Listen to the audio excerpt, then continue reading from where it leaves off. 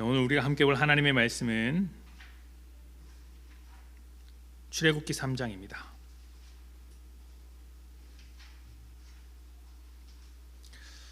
오늘 함께 볼 하나님의 말씀은 출애굽기 3장 11절부터 14절까지의 말씀.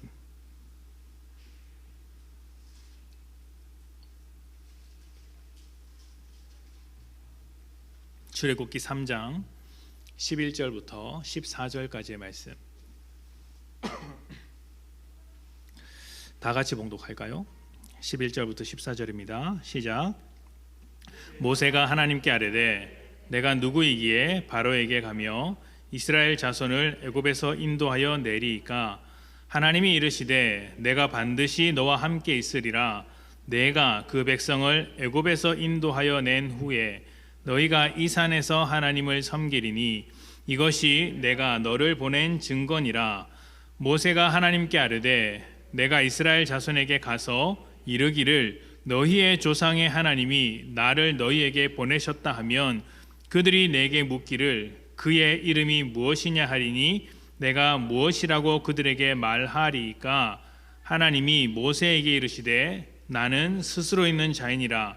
또 이르시되 너는 이스라엘 자손에게 이같이 이르기를 스스로 있는 자가 나를 너희에게 보내셨다 하니라.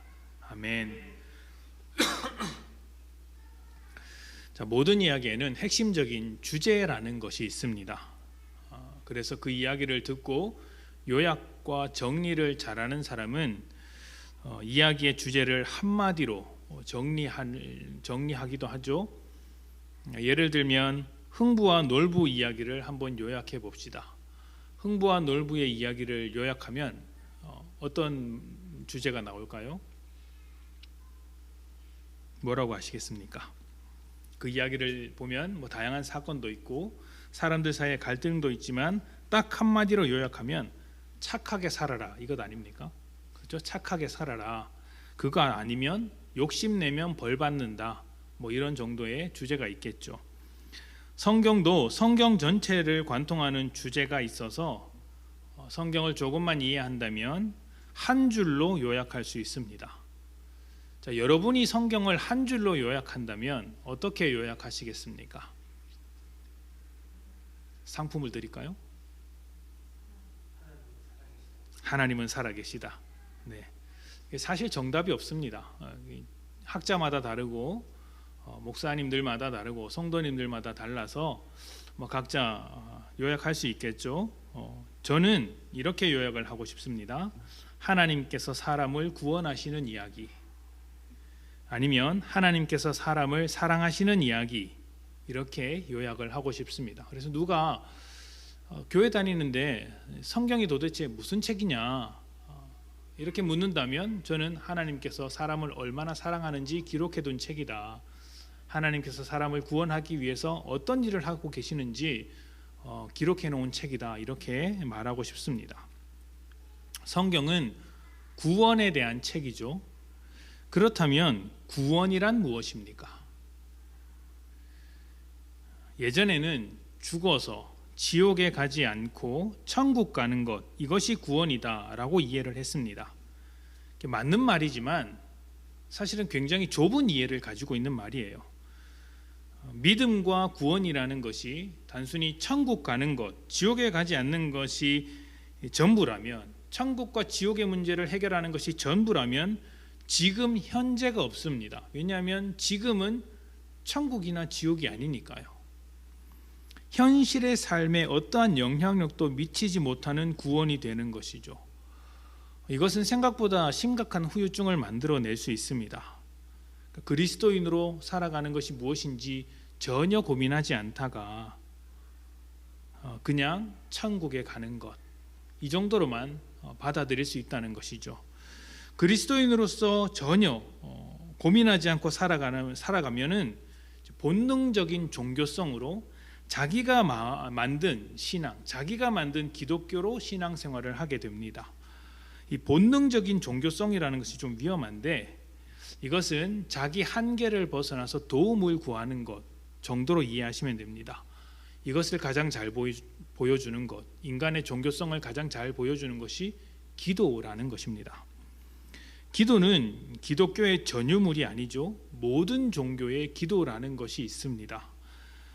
그리고 그 기도는 거의 대부분 내가 원하는 것을 얻어내는 방법으로 사용되는데 이것이 인간의 본능적인 종교성이라는 거예요. 사람은 혼자 살아갈 수 없고 또 혼자 만들어내는 것으로 살아갈 수 없기 때문에 항상 다른 존재로부터 얻어내거나 아니면 다른 사람으로부터 빼앗아야 합니다. 그런데 힘이 안 되면 빼앗을 수도 없고 또 실력이 안 되면 얻어내지도 못하죠. 그래서 그때부터 기도하는 겁니다. 내 실력이 안 되는데 필요한 것이 있으니 좀 주십시오. 이것이 본능적인 종교성이라는 거예요. 인간의 본성, 인간이 본래적으로 가지고 있는 종교성. 그래서 필요한 것이 있다면 굳이 교회를 다니지 않더라도 기도하는 사람들이 많고 신을 믿지 않더라도 그냥 본능적으로 기도하는 사람들이 있습니다.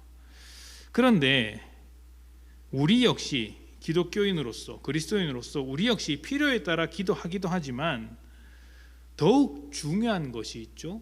그의 나라와 그의 의를 위해 기도합니다. 이것이 본능적인 종교성을 가지고 기도하는 것과는 굉장히 큰 차이가 있습니다.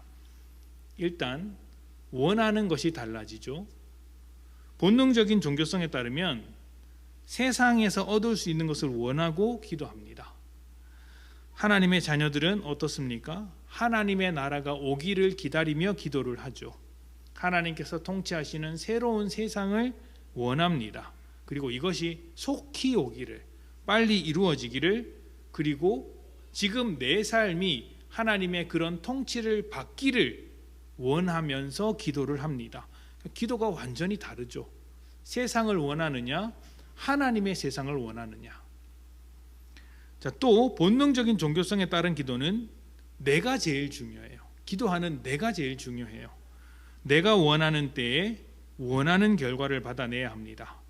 그렇기 위해선 내가 할 수 있는 최선의 노력을 다하죠. 내 정성, 내 시간, 내 돈 이런 것들을 드려야 합니다. 그런데 믿는 자의 기도는 내가 중요하지 않습니다. 누가 중요할까요? 기도를 받으시는 하나님이 중요한 거예요. 하나님이 누구시냐? 하나님이 나와 어떤 관계시냐? 이게 더 중요한 겁니다. 그래서 내 아버지 되신 하나님께서 내 기도를 듣고 계시기 때문에 내가 원하는 결과와 좀 다를지라도 그 응답에 순응을 합니다. 그게 우리의 기도죠. 내가 원했던 타이밍과 좀 다를지라도 기다릴 수 있는 것이죠. 그분이 중요하니까. 선하신 아버지가 나보다 훨씬 더 잘 아시니까. 그래서 우리의 기도는 항상 인내를 만들어냅니다. 인내를 만들어내는 거예요. 그리고 결정적으로 우리는 거절당하더라도, 우리의 기도가 완전하게 거절당할지라도 그것을 응답으로 인정을 합니다. 그런데 본능적인 종교성에 드리는 기도는 어떻게 합니까? 거절당하면 헛수고했네 이렇게 이야기를 하죠. 시간 낭비했네 이렇게 이야기를 합니다. 그러니까 기도의 색깔이 완전히 다른 것이죠. 이렇게 본능적인 종교성이라는 것은 성경에서 가르치는 것, 우리가 알고 있고 믿어야 하는 것들과는 내용이 굉장히 다릅니다. 그런데 천국과 지옥에만 초점을 맞추고 그것으로 끝나면 우리의 현실을 이러한 본능적인 종교성으로 가득 채워서 성경이 말하는 것과 전혀 다른 방향으로 살아갈 수 있다는 거예요. 이런 일들이 생각보다 빈번하게 일어납니다. 개인적으로는 이런 일들이 많이 있는 것에 좀 아쉽다는 생각을 가져요. 왜? 하나님께서 가르쳐 주시는 그 성경의 가르침대로 믿지 않고 우리의 본능에 따라 믿을까? 우리가 완전한 자라면 본능대로 해도 원하는 대로 해도 성경과 크게 다르지는 않을 것입니다. 그런데 우리는 여전히 죄의 습성을 가지고 있고 죄인의 본성이 남아 있습니다. 그러다 보니 우리가 본능적으로 종교 생활을 하면 자꾸 어디선가 왜곡이 일어나고 틀어질 수밖에 없는 거예요. 본능적인 종교성이 위험한 것이죠. 정말 아쉬운 것은 성경이 소개하는 믿음의 즐거움과 기쁨, 그 깊이와 내용을 다 놓쳐버린다는 거예요. 엉뚱한 믿음 생활을 하다가 하나님 앞에 가는 것이죠. 그렇게 해서 하나님을 만나게 되면 구원은 받겠지만 하나님 앞에 서면 얼마나 민망하겠습니까? 우리도 알고 보니 내 삶이 하나님의 뜻대로 살았던 삶이 아니네. 그런데 하나님께서 구원해 주셨네. 아이고 부끄러워라. 이렇게 하나님 앞에 이야기할 것이고, 하나님도 야 내가 그렇게 이야기했는데 내 말이 그렇게 안 들어오더냐? 아우 참 민망하네. 이렇게 이야기하실지도 모르겠어요. 곤란한 상황이 생기는 것이죠. 구원은 하나님께서 길을 잃은 우리에게 찾아오시는 것입니다. 이 점이 참 중요하죠. 우리가 하나님을 찾아 나서는 것이 아니라 하나님께서 찾아오신다는 것, 이것은 우리가 하나님을 찾을 수 없는 죄인이기 때문에 찾아오시는 것입니다. 하나님에 대한 희미한 감각은 있을지 모르겠지만 하나님이 누구인지, 어떤 분이신지, 그분의 성품과 속성과 목적과 능력을 이해하지 못합니다. 그래서 사람은 하나님을 찾을 수 없죠. 하나님이 찾아오실 수밖에 없습니다. 이렇게 해서 찾아오시는 것을 계시라고 해요. 계시. 하나님의 뜻을 사람에게 드러내 주시는 것, 하나님의 생각과 하나님의 존재를 사람에게 가르쳐 주시는 것이죠. 그래서 구원이라는 것은 항상 계시를 동반합니다. 계시가 없다면 구원은 있을 수가 없어요. 그렇다면 왜 계시를 주실까요? 하나님이 누구신지 가르쳐 주시는 겁니다. 하나님을 이해하지 못하는 사람에게 하나님 자신을 알리셔서 그들이 하나님께서 처음 의도하셨던 하나님의 사람으로 살도록, 하나님의 사람으로 온전한 삶을 누리도록, 샬롬한 삶, 평안한 삶을 누리도록 인도해 주시는 것이죠. 그런데 여기서 하나님을 안다는 것은 관계적인 알미죠. 지식적으로 아는 것과는 좀 다릅니다. 하나님은 우리가 관계적으로 알기를 바라십니다. 차이가 무엇일까요? 이런 것입니다. 경북도청 신도시에서 사는 사람들 중에 저를 알고 있는 사람들이 꽤 있을 겁니다. 저는 몰라도 저를 아는 사람들이 있겠죠. 일단 저의 이름을 알 것이고 늘사랑교회 목사라는 것을 알 겁니다. 또 한 가정의 아버지라는 것도 잘 알 것입니다. 이것은 말 그대로 저에 대한 정보죠. 이런 것들을 아는 것을 지식적으로 아는 거예요. 겉으로 보이는 것들, 단순하게 아는 것입니다. 하지만 관계적으로 아는 것은 정보가 아니라 경험이에요. 경험. 겉으로 드러나지 않는 제 습관이나 생각을 아는 것, 제 인생의 목적을 아는 것, 제가 사랑하는 것, 또 제가 싫어하는 것, 이런 것들을 아는 것이죠. 이런 것은 몇몇 가지 정보를 안다고 해서 아는 것이 아니라 관계가 깊을수록, 관계가 오래될수록 알게 되는 거예요. 그러니까 시간과 경험이 필요한 것이죠. 하나님은 지금 우리가 이렇게 자신을 알아주기를 바라고 계십니다. 어떻게요? 시간과 경험을 들여서 하나님을 알기를 바라고 계신 거예요. 자, 그렇다면 구원이라는 것이 무엇입니까? 구원이라는 것은 천국과 지옥이라는 문제이기보다, 이런 것이 없는 것이 아니라 그런 것들로 포함되어 있는데, 그것보다는 좀 더 근본적으로 하나님과의 관계가 새롭게 이어지는 거예요. 구원이라는 것은 하나님과의 끊어졌던 관계가 새롭게 이어지는 것, 관계가 회복되어서 그때부터 하나님을 새롭게 더 깊이 알게 되고, 알게 되는 만큼 더욱 하나님의 사람이 되어서 하나님의 뜻대로 영원히 사는 것입니다. 이게 구원이에요. 천국과 지옥으로만 끝나지 않죠. 항상 삶이 같이 가지 않습니까? 삶이 굉장히 중요해요. 천국은 이미 보장된 것이니까 우리가 바꿔낼 수 있는 것은 우리의 삶밖에 없는 거예요. 삶이 우리에게 있어서는 굉장히 중요합니다. 신앙에 있어서 삶이라는 것이 중요하죠. 그래서 하나님께서 사람을 찾아오시는 장면, 구원의 손을 내미시는 장면을 가만히 보고 있으면 언제나 하나님을 알아가는 시간, 하나님을 알아가는 경험들이 반드시 같이 나옵니다. 깊은 관계를 만들어가는 장면이죠. 이게 성경만 그렇게 기록된 게 아니고 사실 우리의 삶에서도 그런 시간과 경험들이 항상 있었어요. 우리가 교회 다닌다고 구원받았다라고 말하지 않죠. 교회 나왔다고 너 구원받은 사람이야 이렇게 말하지 않습니다. 언제 구원을 받는다고 이야기를 합니까? 예수님을 만나야 한다 이렇게 말하지 않습니까? 하나님을 만나야 한다. 예수님을 만나야 한다. 인격적으로 만나야 한다라고 이야기를 하죠. 왜 인격적으로 만나야 합니까? 이게 관계가 깊어지는 거예요. 관계적인 알미 생기는 거예요. 하나님과 우리의 새로운 관계가 필요하다는 것을 말하는 것이 인격적으로 만나야 한다. 관계가 새로워져야 한다라는 거예요. 이 관계가 없으면 본능적인 종교성에 기대어서 살아가게 될 뿐입니다. 교회를 다닌다고 할지라도 그렇게 될 수 있다는 거예요. 자, 오늘 말씀은 모세에게 찾아오신 하나님의 이야기입니다. 여기에도 이제 관계를 맺기 위해서 시간과 경험을 들이는 장면들이 보입니다. 자, 3장 처음을 보면 장인 이드로의 양떼를 몰고 광야를 지나 호렙산에 도착하는 모세의 모습을 볼 수 있습니다. 자, 3장에서 모세가 소명을 받는 장면이 나오죠. 불꽃이 활활 타오르는 떨기나무를 보게 되는데 이 떨기나무가 타지 않고 멀쩡합니다.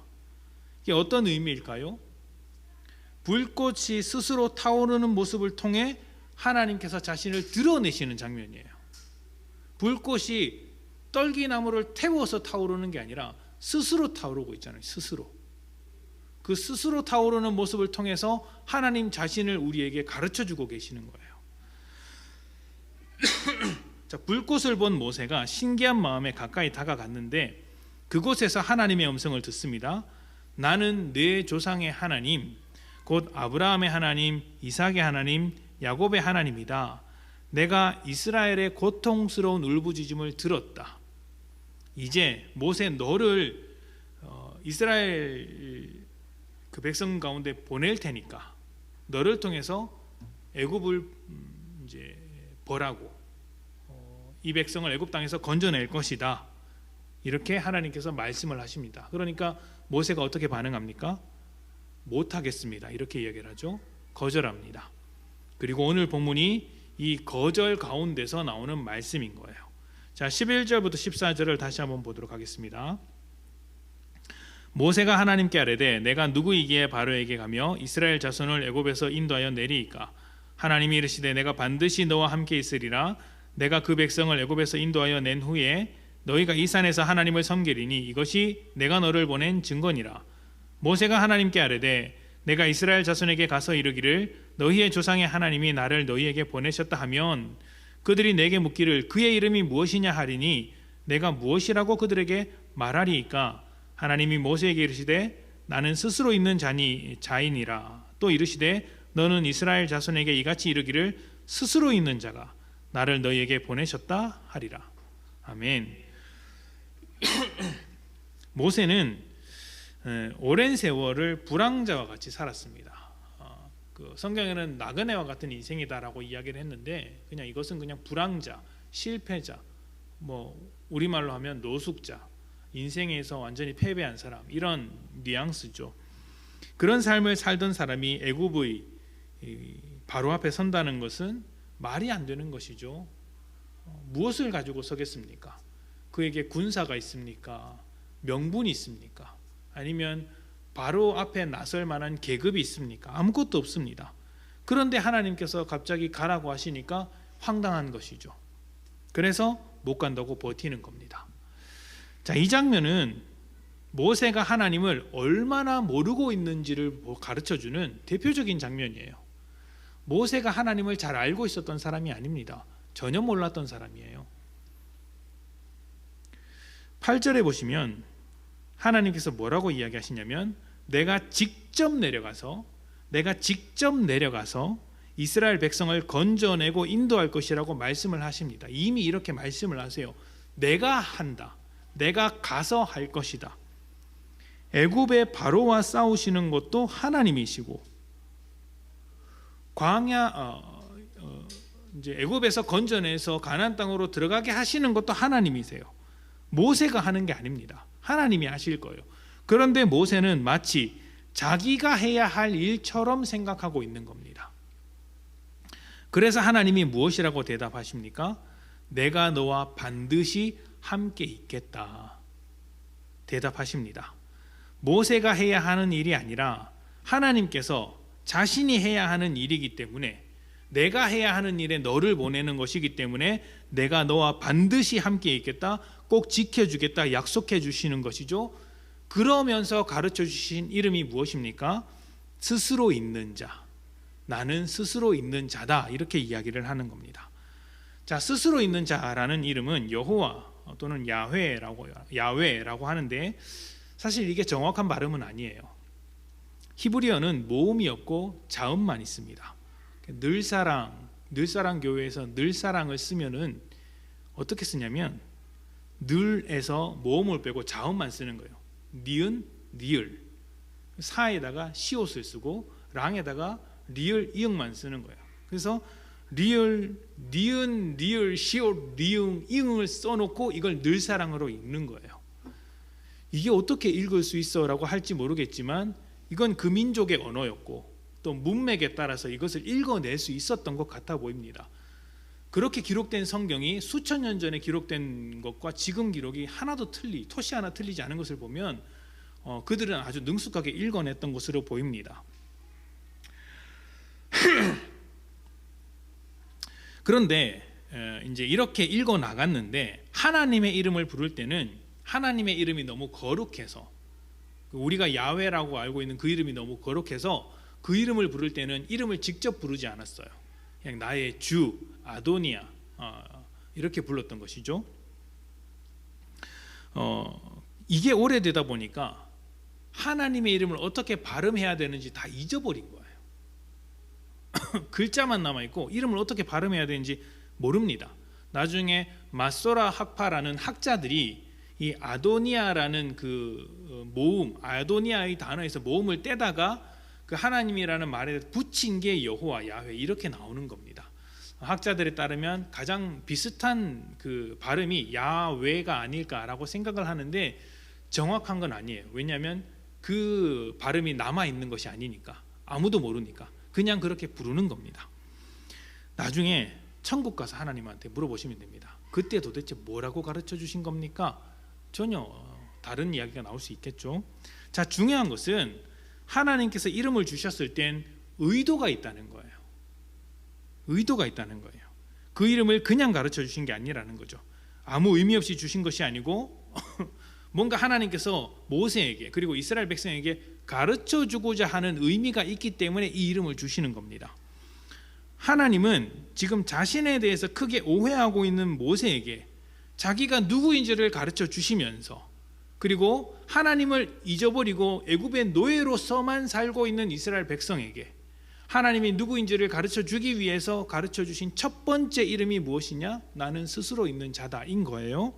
자, 하나님의 이름의 뜻이 무엇입니까? 스스로 있는 자죠. 그런데 이것을 원어 그대로 번역하면, 직역하면 그냥 이런 의미예요. 나는 나다, 나는 있다, 이런 뜻입니다. I am who I am, I am that I am, 뭐 이런 뜻이죠. 그러니까 이 말은 히브리어 동사로부터 출발한 말이에요. 하야 동사라는 게 있는데 영어로 따지면 비동사입니다. 그러니까 무엇이다, 무엇이 되다, 이런 단어에서부터 출발한 게 지금 스스로 있는 자인 거예요. 이게 왜 중요하냐면 이미 하나님께서 모세와 나누는 대화 속에서 자신의 이름을 계속해서 사용하고 계시기 때문이에요.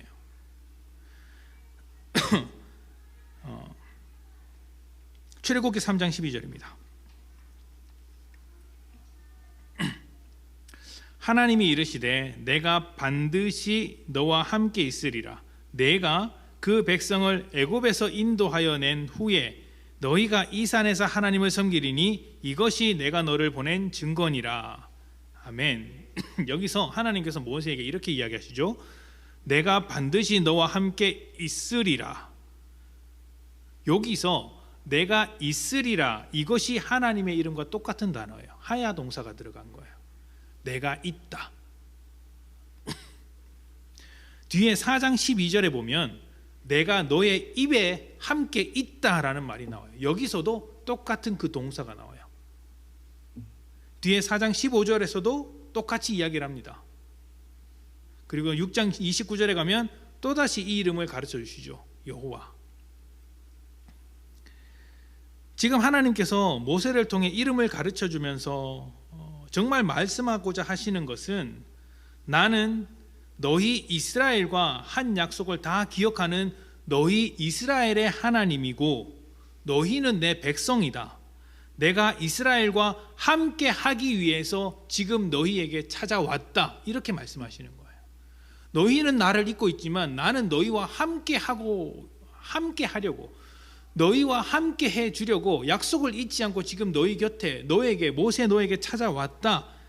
이 말씀을 하는 거예요. 그리고 모세에게 이렇게 이야기하는 것이죠. 내가 너와 항상 함께하는 하나님이라는 것을 배워서 이스라엘 백성에게도 함께하는 하나님을 가르쳐 주어라. 이렇게 이야기를 하고 있는 것입니다. 근데 모세는 지금 이게 이해가 안 되는 거예요. 이게. 왜냐하면 모세가 배우고 생각하는 신은 그런 신이 아니기 때문입니다. 모세는 어디서 교육을 받았습니까? 애굽에서 40년 동안 교육을 받았죠. 그리고 나서 나머지 40년은 어디서 시간을 보냈습니까? 미디안 광야에서 보냈습니다. 모세가 그 장인 이드로와 함께 생활을 했는데 이드로의 직업이 무엇이었어요? 미디안의 제사장이었어요. 제사장. 그러니까 미디안의 종교에 대해서도 아주 많이 영향을 받았다고 볼 수 있습니다. 그러니까 애굽에서 교육을 받았고 미디안 제사장의 사위로 살았어요. 이게 도합 80년입니다. 그러니까 도합 80년 동안 이방 종교의 교육을 철저하게 받았던 사람이 모세였던 거예요. 그러니까 모세가 알고 있는 신이라는 것은 애굽의 신이거나 미디안 종교의 신밖에 없는 거예요. 그런데 이 신들은 대부분 어떤 지역에 묶여 있는 경우가 많았어요. 사실 대부분의 신이 그렇죠. 애굽의 대표적인 신 중에 아몬 라 신이 있습니다. 라 신. 태양 신이죠. 어디에 묶여 있습니까? 태양에 묶여 있습니다. 그래서 밤이 되거나 일식이 일어나면 신이 죽었다가 다시 살아난다. 이렇게 생각하기도 했습니다. 태양에게 묶여 있었던 것이죠. 또 애굽에 내려진 10가지 재앙은 모두 신과 애굽의 신들과 관련이 있다고 하죠. 나일강에는 하피라는 신이 있습니다. 나일강에 묶여 있죠. 개구리 신이라는 헤카도 있습니다. 또 땅을 주관하는 신은 게브인데 이게 몸에 이렇게 나오는 벼룩 이 같은 거예요. 이런 신들이 다 그 주관하는 곳에 사실은 묶여 있는 거예요. 땅에 묶여 있든지 나일강에 묶여 있든지 그런 것입니다. 애굽만 그런 것이 아니죠. 그리스 로마 신화를 보더라도 그렇습니다. 제우스는 하늘에 있고 포세이돈은 바다에 있습니다. 땅을 다스리는 신은 땅에만 있고 전쟁을 다스리는 신은 전쟁이 일어나야만 그 힘을 발휘한다고 합니다. 이게 지역에만 묶인 것이 아닙니다. 이런 신들은 형상이 다 있습니다. 그리고 그 형상에 묶여 있죠. 형상을 통해 신을 만나고 그렇게 하는 것입니다. 형상도 없고 지역도 없으면 땅도 없으면 신이 아닌 거예요. 그래서 모세가 물어본 거예요. 당신은 어떤 신입니까? 어떤 신입니까? 하나님의 대답이 무엇입니까? 나는 지금 너와 함께 하고 있다. 이해가 안 되는 거예요. 지역에 묶인 것도 아니에요. 형상도 없습니다. 하나님께서 모세를 처음 만났을 때 모세가 무엇을 봤어요? 불타는 떨기나무를 봤죠. 근데 떨기나무, 불타는 그 모양이 하나님이 아니잖아요. 그것을 보고 모세가 가까이 오니까 그곳에서 하나님의 음성을 들었다라고 이야기를 해요. 하나님의 형상을 보는 것이 아니라 음성을 들었다고 이야기를 해요. 형상이 없는 거예요. 그러니까 모세는 지금 이런 신이 너무 신기한 거죠. 당황스러운 거죠. 처음 만난 거예요. 모든 우상들은 형상이 있고 다스리는 영역이 있는데 하나님은 없습니다. 그냥 하나님은 거룩한 땅이 아닌 곳에 하나님이 오셔서 여기가 내가 있으니까 거룩한 곳이다 이렇게 말씀을 하시는 거예요. 그러니까 그 당시 알고 있었던 모든 신의 개념을 초월해서 하나님이 등장하신 겁니다. 어떤 지역만 다스리는 곳이 아니라 하나님이 계신 곳이 거룩한 곳이고, 그 하나님께서 지금 모세 네가 있는 곳에 내가 함께 있다라고 하는 겁니다. 그럼 모세가 다니는 곳은 다 하나님께서 함께 하는 곳이고 거룩한 곳이 되는 거예요. 이런 신을 만나본 적이 없었던 거예요. 형상이 있거나 지역에 묶인다는 것은 사실요, 신이 사람의 도움을 필요로 한다는 의미입니다. 형상이 있기 때문에 그 형상을 관리할 사람이 필요하죠. 또 지역이 있으니 그것을 성지로 꾸밀 사람이 필요합니다.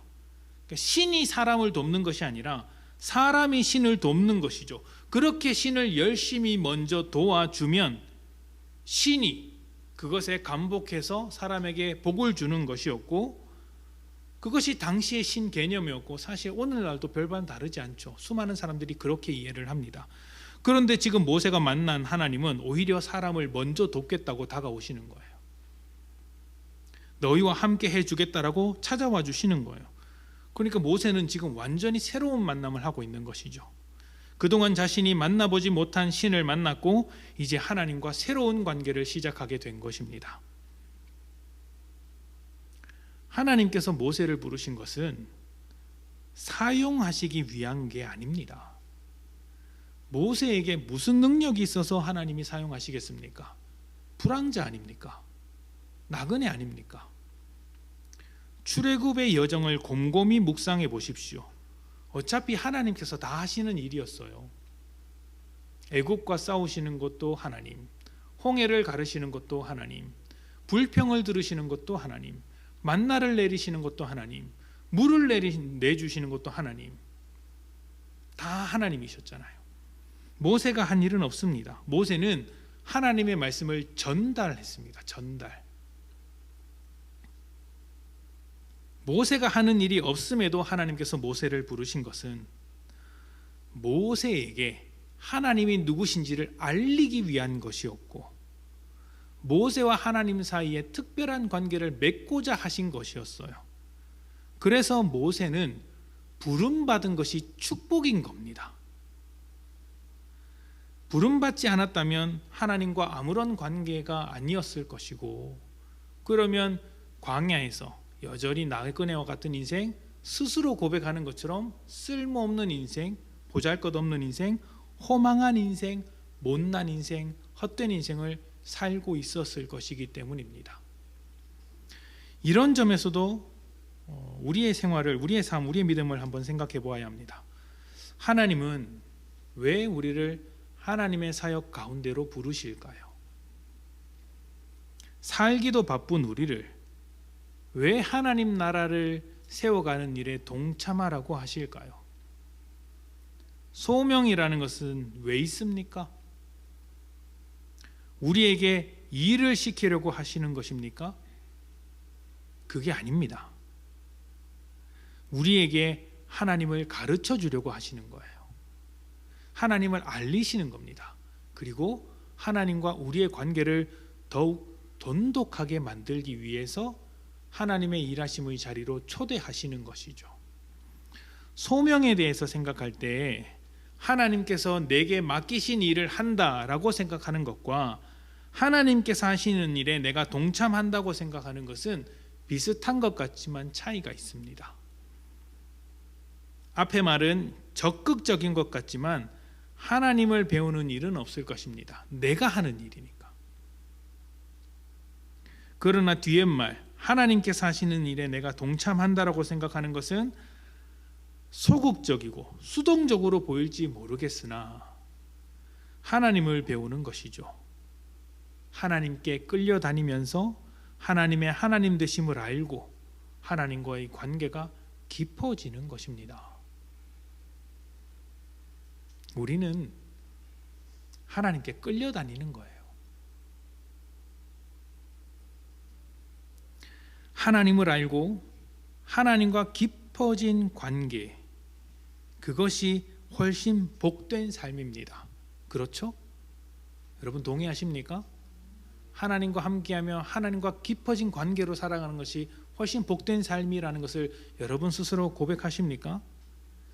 그렇다면 하나님께서 여러분을 불렀을 때, 여러분에게 하나님께서 어떤 특별한 감동을 주셨을 때 감사하게 받으십시오.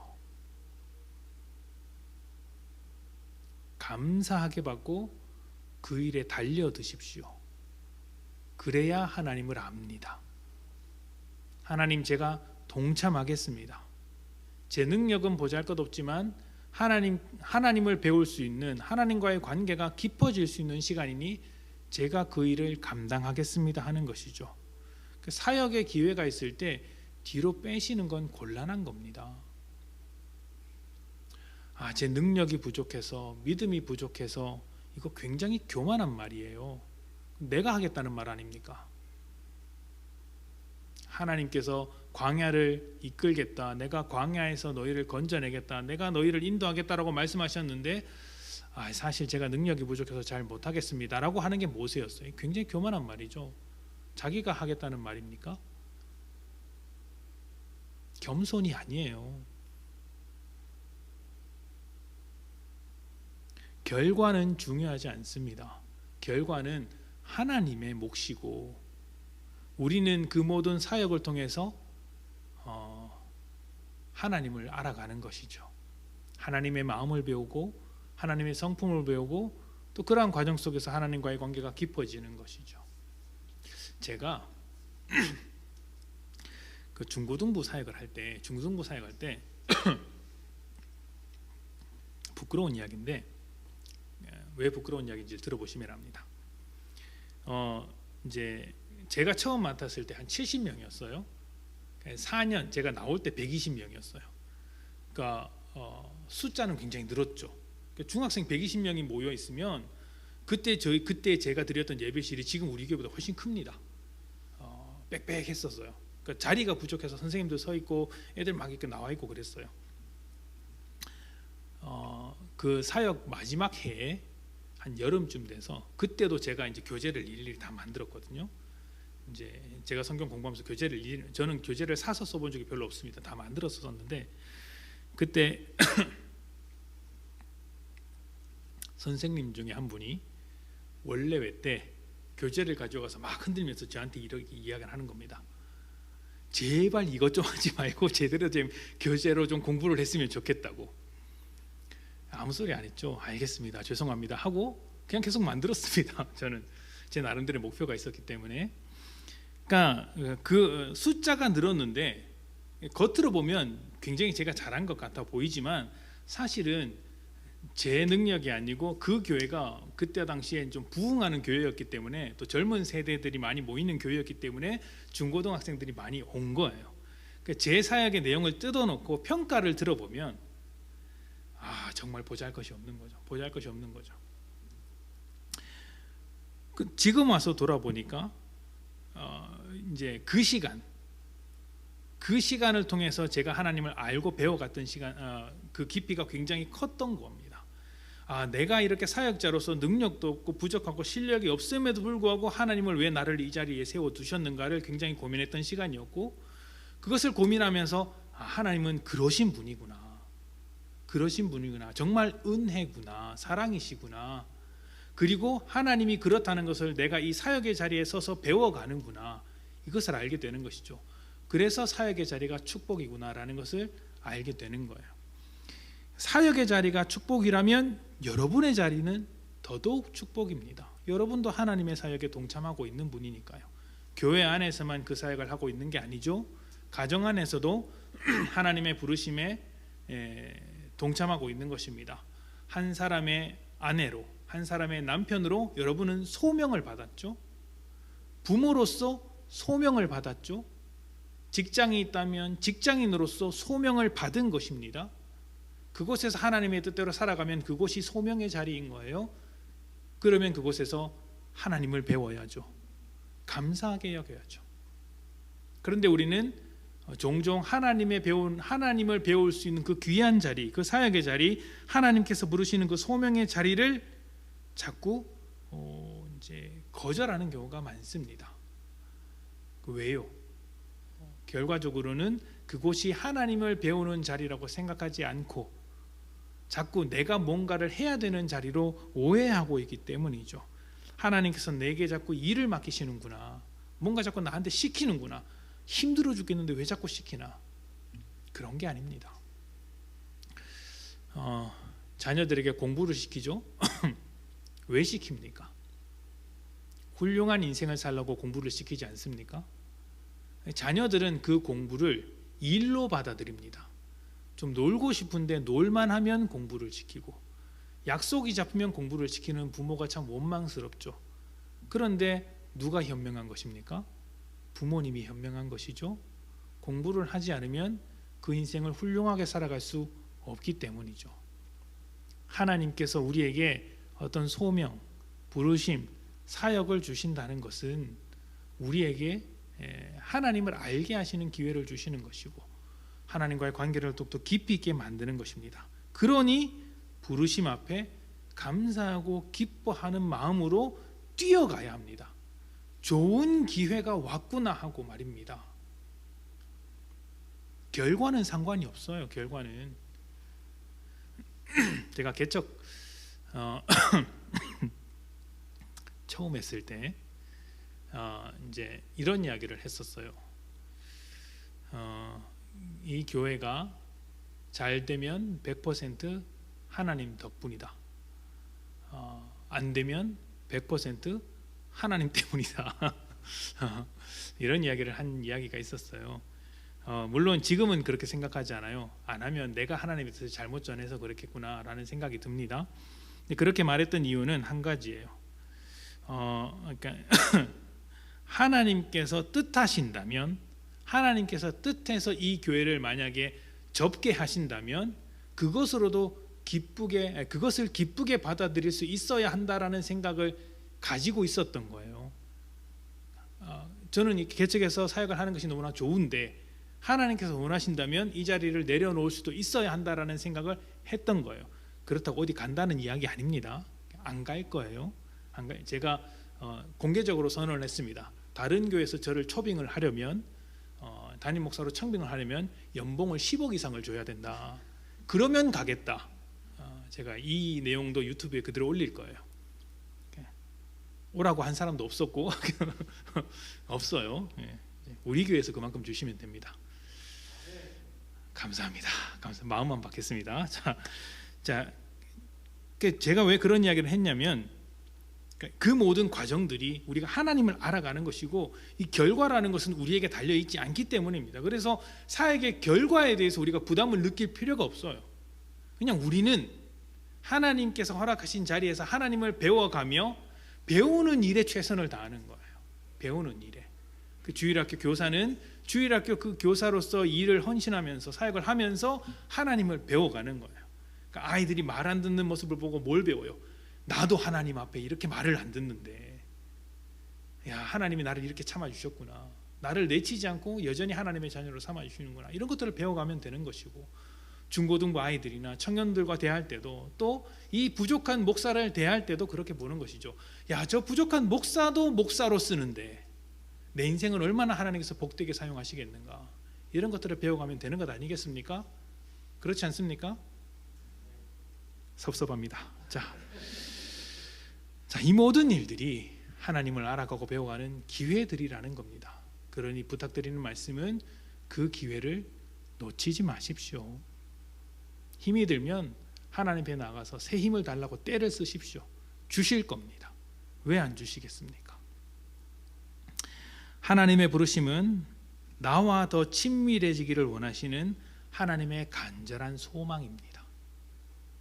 그 소중한 시간과 경험을 외면하지 마십시오. 그리고 거절하지 마십시오.